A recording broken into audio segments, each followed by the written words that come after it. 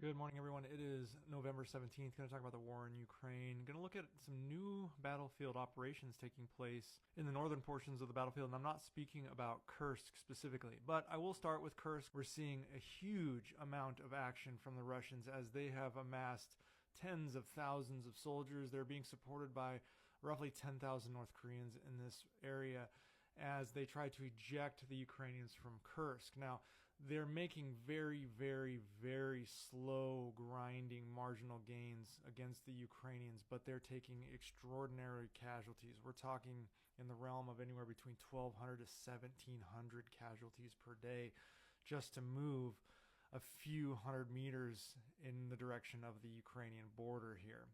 It continues to be very embarrassing for Putin to not be able to get this back, especially considering the vast amount of troops they have, that it is in their own country, and the Ukrainian military should, again, on paper, be weaker than the Russian military. But as we've seen, this is a meat grinder over here. We're seeing huge amounts of casualties, massive amounts of equipment being destroyed, and it looks like it's going to continue for at least the near future.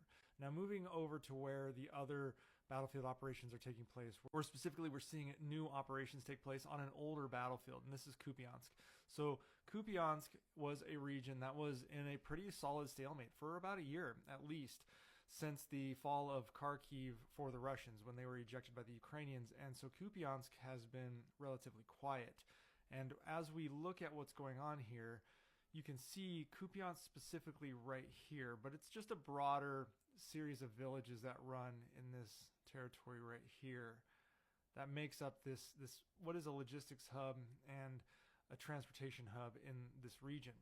Now, what the Russians have started to do is try to chip away at the flanks to Kupiansk. So you see specifically driving here. This is the newest effort, and they've seen some successes. They've driven inward roughly 6 to 8 miles from the original front lines to try to get to this road here and potentially cut off all access to the Ukrainians, and then use this as a method to move on Kupiansk in that direction while continuing the movement from Lyman towards Kupiansk this way, which we have seen some successes by the Russians here as well.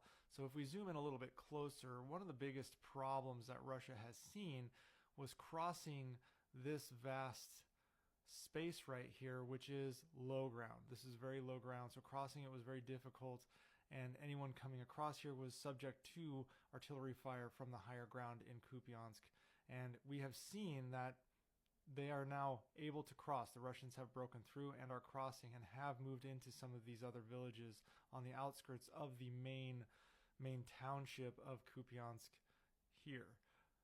So as you can see, what we will look to Russia to do is continue to try to drive outward and then flank this way while creating an anvil here. It's a hammer and anvil tactic. So they're bracing here. They're trying to hit as hard as they can here, the Russians, to focus the Ukrainian efforts to defending this village while building a flanking effort to move in and take them. It's called the hammer and anvil. Actually, the United States used this on a larger scale in Iraq. That is how Russia is trying to operate right now. They're seeing marginal successes. Again, lots of casualties in this region, but kind of a different tactic than what we've seen before with their double envelopment tactics.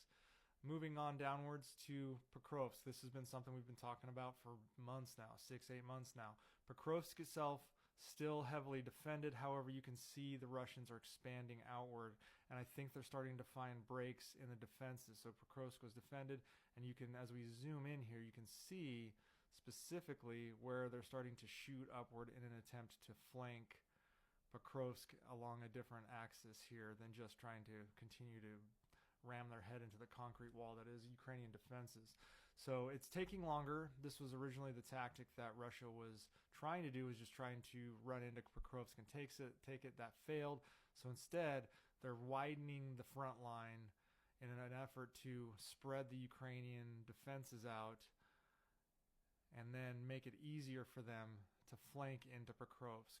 Now, the flanking effort from this direction has failed pretty catastrophically over and over again, but as we've seen, as the Russians have moved upward here and moved upward here, we've seen that the flanking efforts that have been taking place by the Russians along this axis, basically this broad axis right here, have been successful.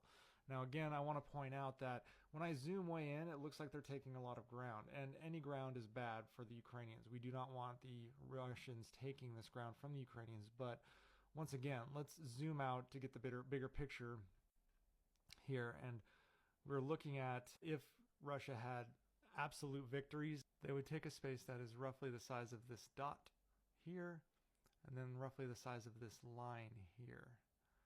When you look at that in the broader Ukraine here, that's not a lot. And as I said, they're losing anywhere between 12 to 1,700 troops per day just to get this much territory, while still trying to eject troops from Kursk, the Ukrainian troops that have conducted that incursion there. New axes opened up near Kupiansk. Russian effort still continues to be mainly to drive towards Pokrovsk, as well as eject Ukrainians from Kursk.